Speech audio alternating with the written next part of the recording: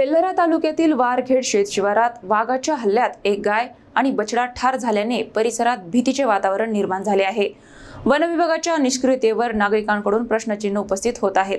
तेल्हारा तालुक्यातील अकोट वन्यजीव विभागांतर्गत येणाऱ्या वन फॉरेस्ट रेंजमध्ये वाघांच्या हल्ल्यांची मालिका सुरू असल्याचे चित्र समोर आले आहे। वारखेड येथील शेतशिवारात सुभाष मसाय यांच्या मालकीची एक गाय आणि एक बछडा वाघांच्या हल्ल्यात ठार झाल्याची घटना घडली आहे। या घटनेमुळे परिसरात भीतीचे वातावरण पसरले असून शेतकरी व ग्रामस्थांमध्ये दहशत निर्माण झाली आहे। गेल्या काही दिवसात अशा घटना वाढत असल्याचा आरोप स्थानिकांकडून केला जात आहे। वन विभागाकडून ठोस उपाययोजना होत नसल्याने नागरिकांमध्ये संताप व्यक्त होत आहे। वारंवार मागणी करूनही वाघांच्या बंदोबस्तासाठी प्रभावी पावले उचलली जात नसल्याचा आरोप ग्रामस्थ करत आहेत। शेतकऱ्यांचे मोठ्या प्रमाणात आर्थिक नुकसान होत असून जीवितहानीचा धोका देखील वाढला आहे। त्यामुळे संबंधित वाघाला तातडीने जेरबंद करून नुकसान भरपाई देण्याची मागणी जोर धरत आहे।